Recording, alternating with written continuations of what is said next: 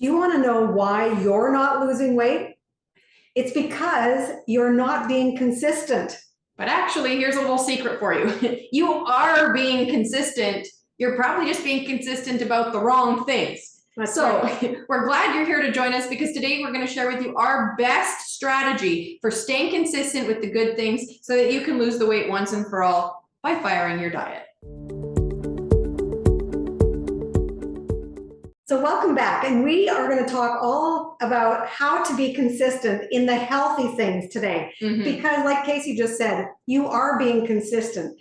Are you being consistent with the right choices? Because here's the thing. Think about what you are consistent with. Are you consistent with going to the grocery store and always walking yourself down the junk food aisle? And then you have junk food in your house and then you're trying to lose weight, but there's junk food all around? Or are you consistently going through the drive-through and ordering you know what?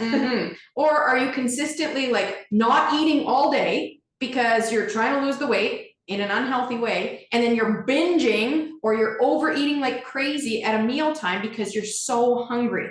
Or you're out for dinner with friends and, oh, you can't have a burger and fries because they might see you eat something bad.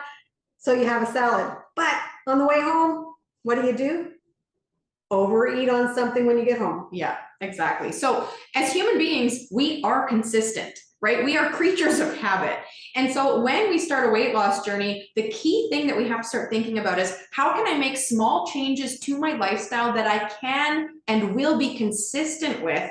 Because here's the thing, you're so much better off to make small, sustainable changes rather than like a whole overhaul into this horrible fad diet that you're going to do for like a week, and then you're going to ditch and you're going to go back to all your old ways.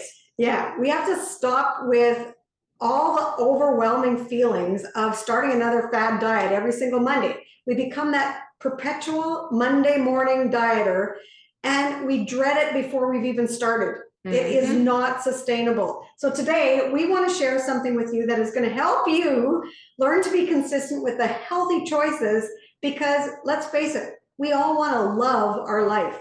Exactly. So we have come up with a 5-step decision-making guide that we know will help you with consistency if you implement these 5 steps. That's and right. We call it, should I eat that? Okay. Because the whole like starting place is that we have to become aware of what we're doing, right? That's right. We don't recognize how consistent we are with what we're consistent about. We don't recognize what we're consistently doing that is harming or hurting our weight loss.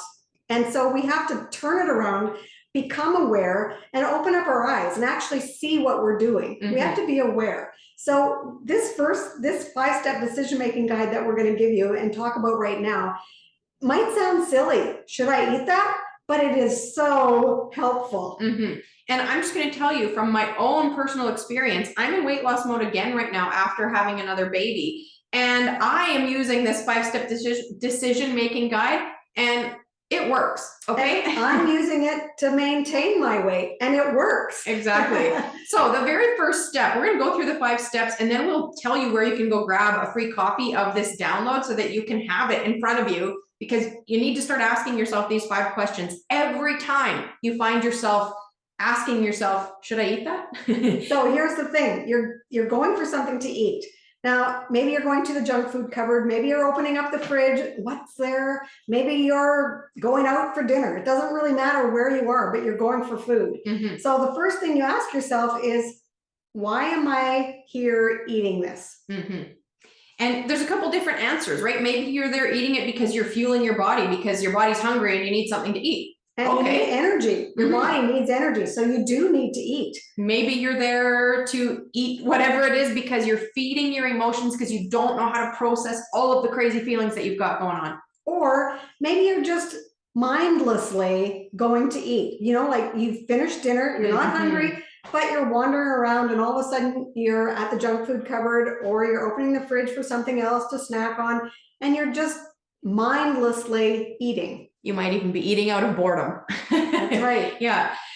You might also be choosing to indulge in something, right? Maybe there's cake and you're choosing to indulge in a piece of cake. So there's lots of different reasons why we find ourselves ready to eat something. But the first thing we got to do is ask ourselves what that reason actually is. So that we become aware. We Mhm. have to be aware so that we can move forward. So that's step one. Why am I here to eat this? The second step is to ask yourself, am I choosing or am I cheating if I proceed with eating that? That's a big question, because if you're cheating, that gives you the connotation that you're being bad, Mhm. that you don't like who you are, and you're like cheating. When we think of cheating, I think of cheating on a school test, or cheating on, I'm going to say cheating in a relationship, dating, go back to that, woo. I don't even want to go back there. But Well, it's not good, right? Yeah, it's this bad feeling inside of you. And we don't want you to feel bad if you're choosing to have a piece of cake. Exactly. Or anything for that matter, right? But we got to get rid of this cheating language, because it's keeping us in this guilt and shame spiral around food when we are like, oh, I'm cheating. Oh, I'm just going to cheat on my diet. Because you're cheating on yourself.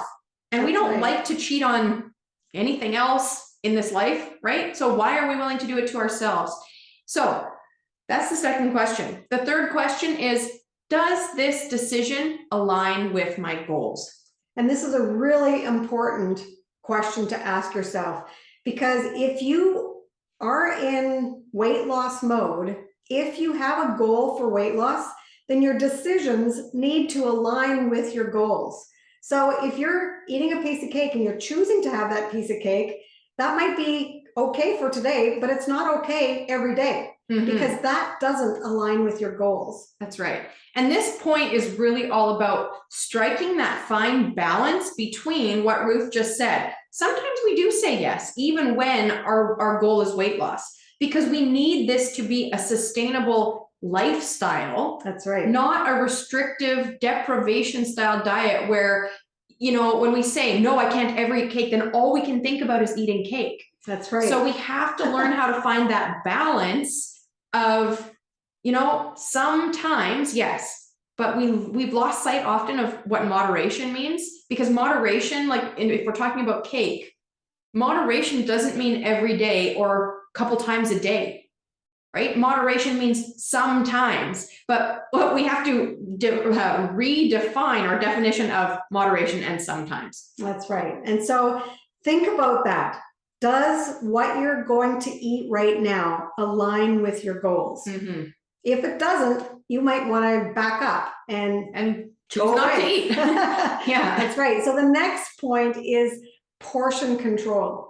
This is a really important piece of this 5-step decision-making guide, because if you do choose to have a piece of cake today, you want to make sure you're portion controlling. We don't want to be overindulging, because overindulging is never going to align with our goals. No. And it also doesn't align with what scripture has to say. So we have to make sure that I'm going to say, getting back to moderation, which what you just said, talked about, and make sure that we're portion controlling everything that we decide to eat. Exactly. Yeah. Because even the good stuff, we don't need to overeat on. No. Right? Overeating in the Bible, gluttony, doesn't say whether it's healthy food or not healthy food. No. It says do not overeat. No. In fact, if you think about, I just want to throw this in, if you think about overeating on any food, it's not good for your stomach, right? If you overeat on cake, you do not feel good. If you overeat on broccoli, you do not feel good. It's a different kind of not feel good, but it doesn't feel good. And even the Bible talks about do not eat too much honey. It says some honey is good, but overeating honey is going to make you sick. Exactly. Yeah. So our last point. The fifth step is, if you're still going to proceed with eating that, enjoy it. Okay, this is the most important step in the process, because we want to take back the control that food has had over so many of us with our obsessive thoughts around food. And then, we're cheating, and then we eat the piece of cake that we think we want so badly, and then we feel so guilty and shameful that the cake, all the enjoyment is gone. So and then that food still holds so much power over us. And that's what we want to get away from. And so that's why enjoying what you're going to choose is so, so important. Also, I just want to say, if you're going to choose to have it and you need to enjoy it, we don't want any feelings of guilt or shame after you've eaten it. No. That's so important. And that's where the whole enjoyment piece comes in. Mhm. You're not going to have those feelings of guilt and shame like you do on all the diets. Exactly. Because if you've gone through that list of, 5 steps and you get to the point where you're going to choose to eat it and portion control it and enjoy it, then you've made a very conscious decision about what you are choosing, which is very different than how most of us live our daily lives with food. That's right. So those are our 5 steps, but there's kind of one bonus step, and this is it. We invite God into our weight loss journey. Mhm. So we invite God into every decision that we make. And so when you go through these 5 steps, just know that God sees what we're doing. Mhm. We often talk about bringing everything into the light, because what we do in the dark, it doesn't feel very good. We Yeah. don't want to be doing that cheating or the things that just make us feel uncomfortable. We don't want that. So when we invite God into the journey, he sees what we're doing anyway. So let's just include him in our journey. Exactly. And that will also help you as you go through that 5-step decision-making guide as well, to think about, does this decision honor God? Right? And that's the thing. We want to treat our bodies well. That means we have to eat. One more thing. The next thing, like when we talk about eating your emotions, like, are you fueling your body or eating your emotions?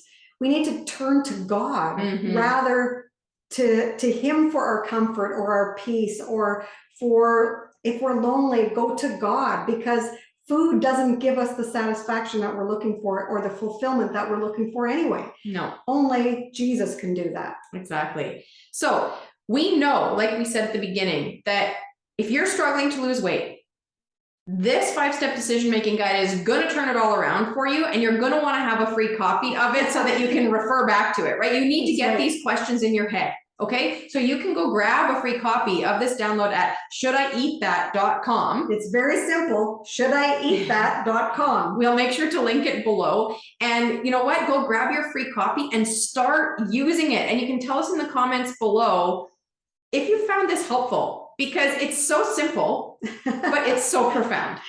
That's right. And sometimes the simple things are what really works. And this, I'm telling you, works. Exactly. So thank you for being here to uncover why you're struggling to lose weight and how you can work at being more consistent. And so we always like to end off by saying, treat your body like a temple, not a trash can.